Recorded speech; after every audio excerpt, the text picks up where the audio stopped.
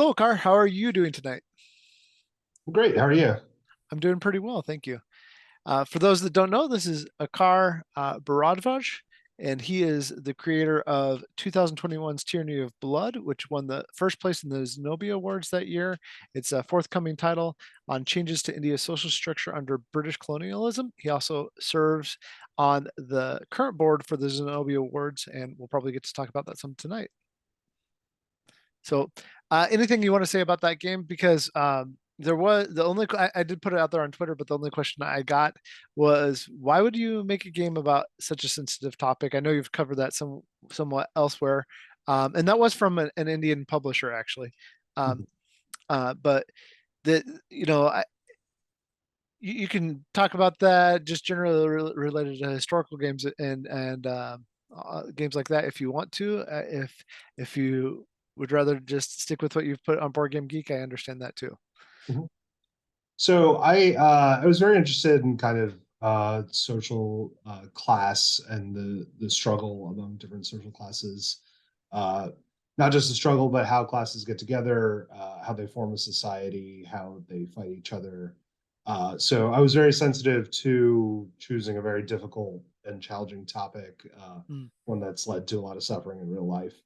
yeah. Um, as someone, I played a lot of war games, and so I played a lot of games where reality is very difficult and challenging. But I think for a lot of topics, it's important to kind of play through it. I think gaming is the most empathetic art form that exists. Mm, So I think trying to help people understand what creates an unequal society, I think that's a valuable way to fight against that sort of inequality in real life. So I've been very sensitive to the difficulty of the topic that I chose, and I hope people who play the game will see that certainly I'm not in favor of any sort of unequal system. This is meant as a critique of that, not an endorsement. hmm Yeah. I mean, you put that right at the forefront of it. That it is a critique of a centuries old system with the caste system and the societal structures there too that help support that system. Um, so who is the intended audience for the game, considering um, what the Zenobia Awards are doing?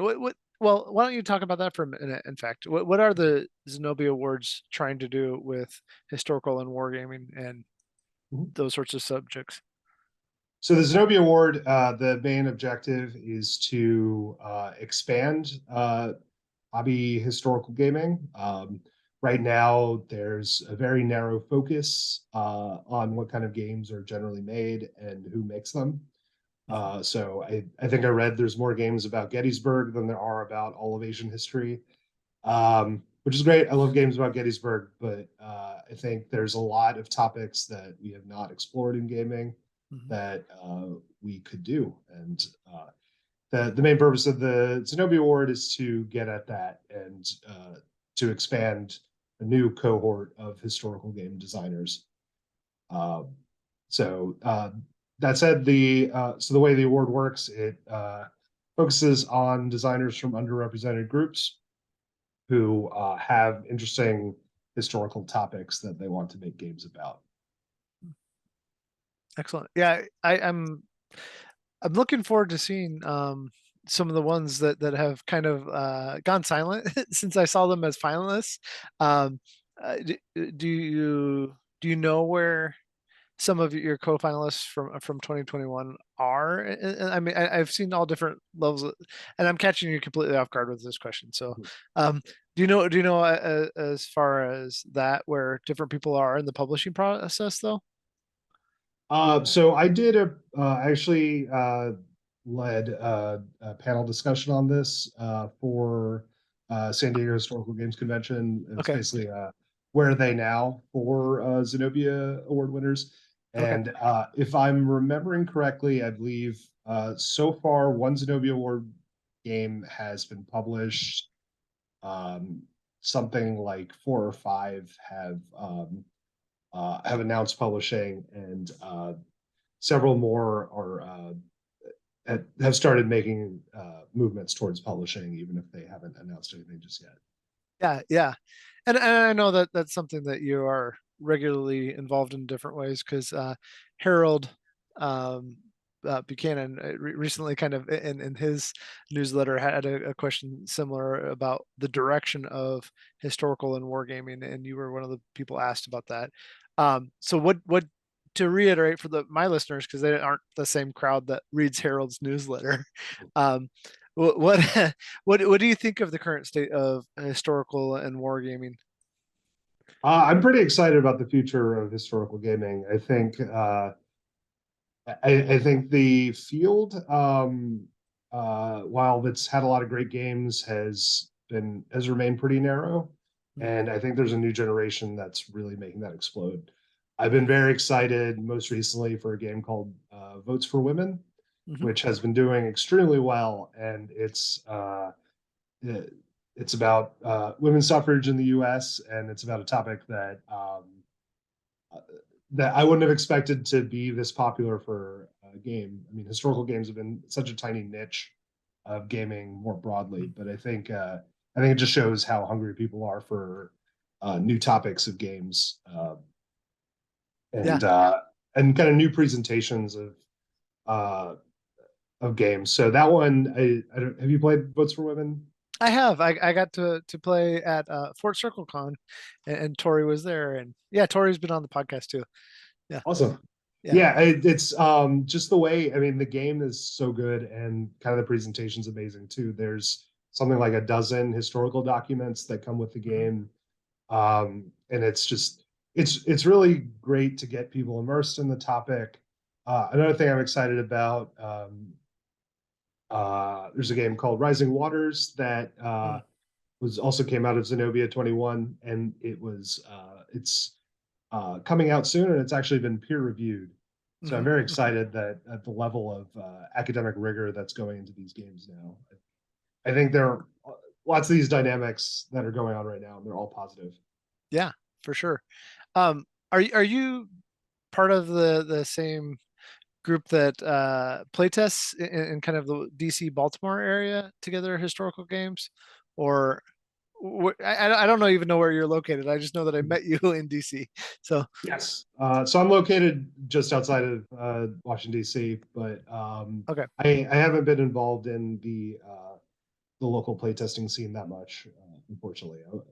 But that would be great to do, I think. Oh, yeah, yeah, sure. Well, how do you go about playtesting your games then? Because that's one of the things we talk about on the podcast sometimes too, is approaching game design just generally. I've done a lot of play tests with friends and family so far, and I've taken the game on the road to some conventions where we play tested the game. I should mention Tyranny of Blood. I have a publisher lined up. I'm not making any announcements just yet, but the once that begins in earnest, I expect they'll help me a lot with playtesting and reaching a wider audience. Playtesting is probably the most difficult part of the game design process, in my opinion, and it's certainly the most time consuming. So that's something I would definitely appreciate other people's help with. Yeah, okay. Why do you? Because that's everybody finds different parts difficult to game design. So why do you personally find that part difficult? I think it's very time consuming, and I'm a bit of an introvert. I think most game designers are. So sitting there with people and frantically taking notes while watching them play is a bit nerve wracking for me. Certainly, especially the first couple play tests where there's a lot of fear of, oh wait, is this game just going to collapse? Is it Mhm. actually going to work? Um, so it's gotten easier as time goes on, but it's still very time consuming and tiring. I should say my game is a little on the longer side. It's probably about 4 hours all told. So that's another thing. It's very a lot of time spent there. Yeah, yeah. Do you have like scenarios or something where you can get like I know the intro part of the game goes well here, but I Mhm. need to iron out this middle part. Do you have a setup like that that you do when you're doing some playtesting sometimes, or? Yes. So generally I play test one turn at a time. And for I've mostly play tested the early part of the game. Mm, So my game takes place over roughly 200 years of history. So there's a lot of changes that happen over that time. So the last turn of the game is very different from the first turn. mhm. Uh, so it's important that I play test all of those aspects of it. But I haven't quite play tested everything just yet, but hopefully I have some time in the next couple of years to do that. Yeah.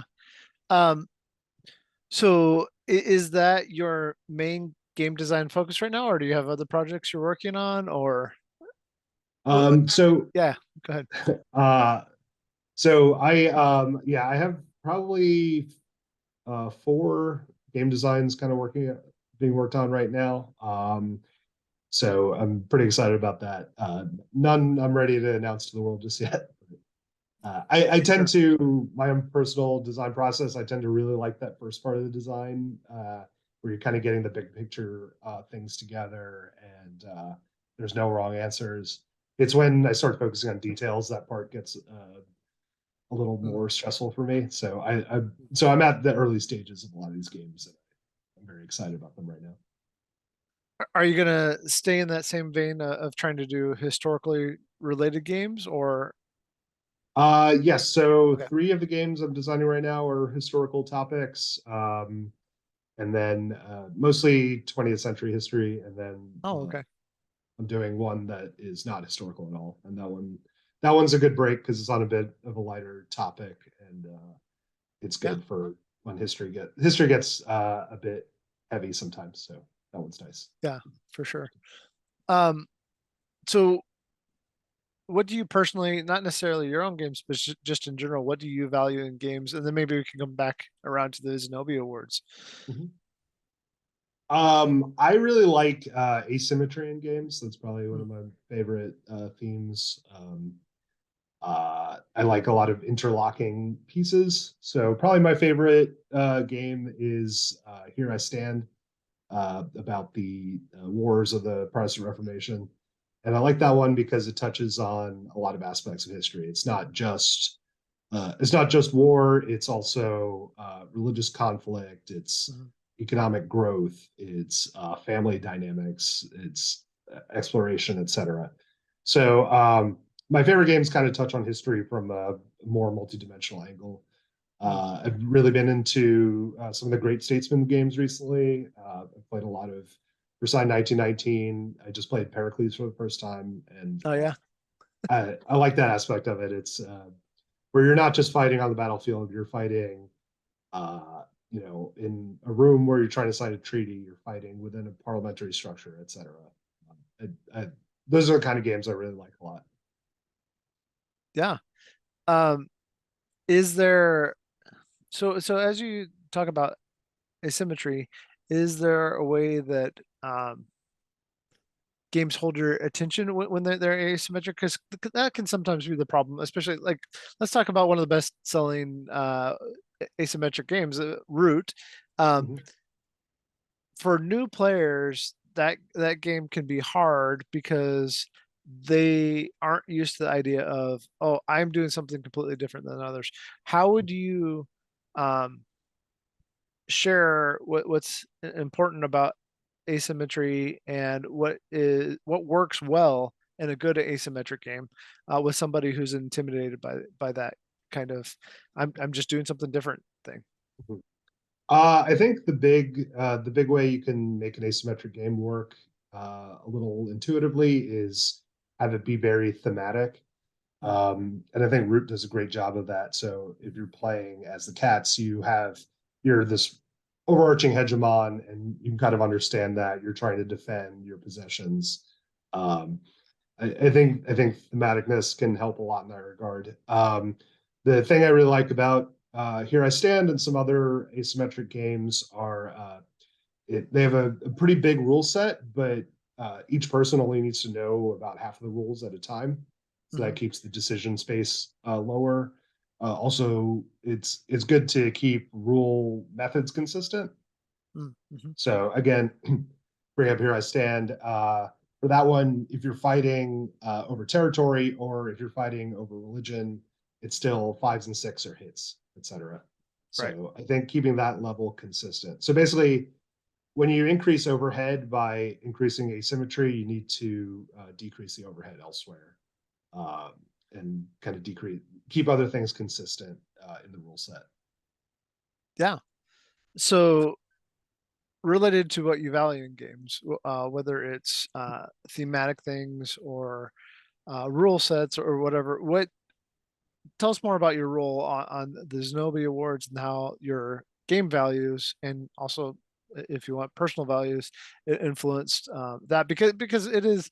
Uh, I guess I'll introduce my part of it with this. I was in a very interesting discussion with someone a couple of weeks ago who said, well, referring to a game, that the game wasn't historical because it had a bias, and I said, well, that's interesting, because from my point of view, all history, at the point it becomes media, has a bias, Mhm. whether it's a movie or a documentary or a book or a game, whatever.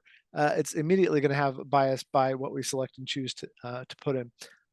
So what values inform what you do and what the rest of the people on the board do in the Zenobia Awards? Um, Absolutely. So I'll address the bias issue first. I think Sure. Yeah. Yeah. I agree. I mean, you can't do anything without being biased, and I think a useful take on history, whether that's a game or a book or a movie, kind of wears the bias on its sleeve and is more explicit about it. I think a lot of games, especially, have designer notes, which I think are very nice and help work with that. Um, and games have a pretty explicit thesis when they come out, and explicit way of understanding history, and uh, I think that should come through explicitly in the rule set or the designer notes. um, so I think, and then bringing that back to Zenobia, I think we are very focused on making sure perspectives are heard that have not been heard before. Hmm. And so that's been something that I've valued a lot.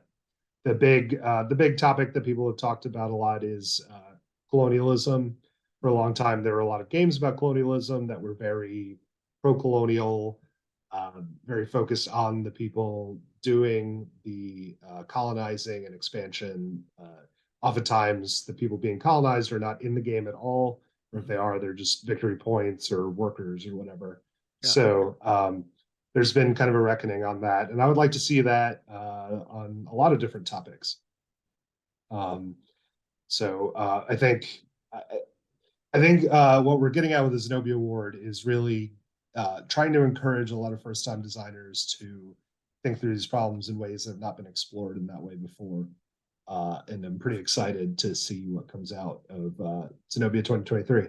I was already very excited to see what came out of 21, and I think we're doing a lot to improve it this time around as well. Well, that's awesome. Are there, like, what level of polish are you looking for in the game? Does that matter at all when people submit their games? Um, because there was some difference in what was submitted last time.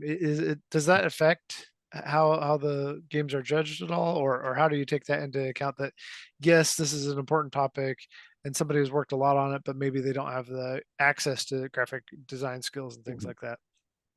We're trying to make it very friendly for first time designers, um, people who are just picking up the games for the first time and have never designed anything before. Mhm. We're trying to cast a wide net. They did that in Zenobia 21. I think there was a lot of people, a lot of games from first time designers who had never had never picked up a pencil on a game before this contest started. Other ones who had designs they'd been working on for years. Um, and I think that at the end, when we did the tally, it was there of the 8 finalists, 4 were ones that had people had been working on before, and 4 were ones that were brand new from the competition. So Mhm. I think they did a good job of being fair there. That is something that we're making sure we're cognizant of this time. Because even something as simple as having free time to design a game leads to a bias in terms of what perspectives we get out in the games. Like uh, some some people don't have enough time to actually sit and design a game, and that is a bias we're trying to be cognizant of and to reduce. So we're open to very raw states of prototype. I mean, they just need to be playable. Mhm. Um, and I think the fundamental understanding is that the final submission you make for the Zenobia Award is still going to require several years of work Mhm. before it's published, potentially. Sure. I know my game does. That's fair. Um, is there anything that you find annoying about games? Just just in general, like is there a mechanic that bugs you? Like, do you hate bidding or anything like that? Um, or just in general, is there something that when you're inviting people to play games that if you could change something about how people see games, something that you would change? I think there tends to be an over fetishization of complexity, especially in Hmm. historical gaming. Yeah. Um, I think a lot of people take pride in being able to play really super difficult games, which I get. I mean, there's a satisfaction in learning a complex system, but I I want people to. I wish games were more designed towards ease of play and kind of general simplicity. So I Mhm. have kind of a less so for game design, but for other types of design, I do my daily life. I have a preference for minimalist design, and I think a lot of these practices are valuable in gaming as well. Mhm. In terms of specific mechanics that I find annoying, Sure. I I think randomness that you can't really mitigate. Uh, Mm. like when I've played a few games that have kind of a die roll at the very end that determines who wins and who loses, and I find that very frustrating. Yeah, Um, that's an interesting thing. Jeff Ingleson a couple times has written about that, like that last experience, right? When mhm. something is out of your control and you roll, and it's just like, well, I made every other decision right, and now a 16% chance just ended me. Like, Right, right. yeah, that's an awful and very deflating feeling. Um, so do you have games that do mitigation well that you enjoy? Um, Besides here I stand. I mean, I no, don't I'm even know if that one does it yeah. well, but I think I guess I tend to like games that are so thematic that it doesn't really matter Mm. if I win or lose. Like I could be rolling terribly and it's still satisfying. Um, I Yeah. think yeah, I like games that have like multiplayer games where where kind of the negotiations offer self-corrective. Hmm. Hmm. So one person is running away with it due to luck or whatever, then everyone else can kind of try to take them down a peg. And I've learned from game design that's a great way to offer balance in a game kind of naturally rather than Hmm. Hmm. have to do mathematical calculations and make sure every aspect is balanced already. So, do you play Twilight Imperium Fourth Edition? Yes, I love it. That's probably my second favorite game, but it's Okay. one that I can get to the table a lot easier than Here I Stand. Yeah. Well, I mean, because that's immediately what came to mind as you're talking about that. I was like, that's what I love about that game is you get to the point where you're like, okay, I made some bad decisions, and so did these other people, and we see this person starting to get away. But guess what? We're at council now, and Right, we're gonna make them pay. right. So, Yeah, and everyone can get together and that's realistic, I think. yeah, yeah. Um, uh, are there other games that come to mind for you that do that sort of thing? As far as a catch up, like it's a group catch up mechanism in some ways, right? So, are there other games that do that well that you think? I think going back to Versailles 1919, I think that Mm, game does it well. mhm, I think yeah, and you can contrast that to Churchill, which I absolutely love the game, but I find the end game conditions bit frustrating on that one, where it's and I get what they're trying to do there, but the idea that if one person runs away with it too much, then the second place person wins. I find that a bit frustrating in that game. Um, Yeah.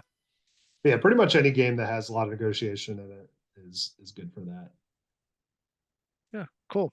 Well, are there other things that you would want to talk about? We went through the questions that I sent you ahead of time, but um, are there topics or games that you would like to share with my listeners?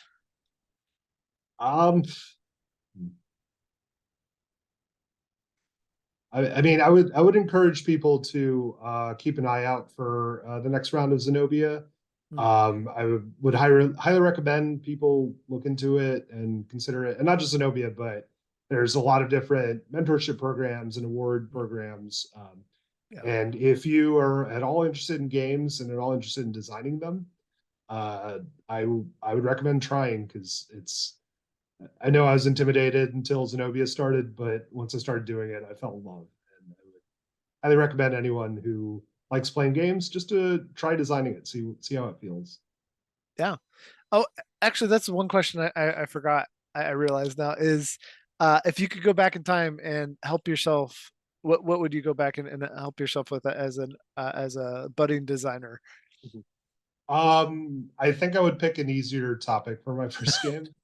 Uh, Okay. I picked one that was very complex and difficult, both Mm, in terms of yeah. making a game about, and also kind of morally and ethically. And Mm, I've taken a lot of time to make sure that I did it right, and I gave the proper service to what's a very challenging, both historically and in current day situation. mhm.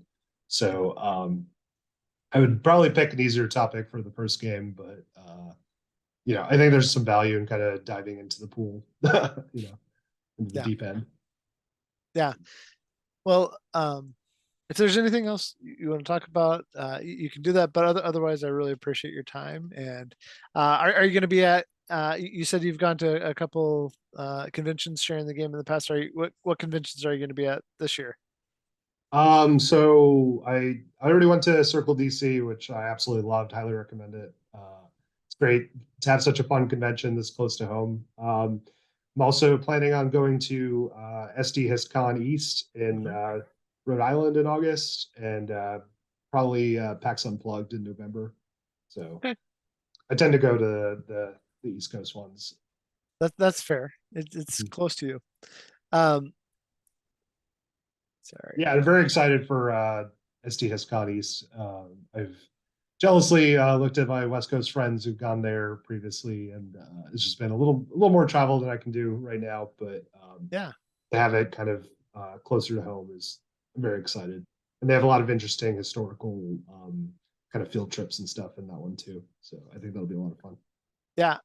I'm hoping because I realize why it was scheduled when it was, but for me it's like right after Gen Con, and I was already going to be working Gen Con, so I'm hoping that it's not like the week after. I think it's the week after Gen Con or something Mhm. like that. It's very close. I'm hoping that it's on a different time so that I can join you all Mhm. maybe next year. But Akar, thank you so much. I appreciate your time and best of luck on your designs. And hopefully, we'll be hearing soon who that publisher is for Tyranny of Blood. Um, I'm forgetting, it has a subtitle too, right? India's caste system. Yes, it's long. It's Okay. in India's caste system under British colonialism, 1757 to 1947. Okay. That's right. Well, it's not as long as some games, but I didn't have it right. Um, yeah. Thank you so much, and best of luck with your game design. And hopefully we'll see you at a convention sometime. Awesome. Thank you for having me. Yeah, really appreciate it.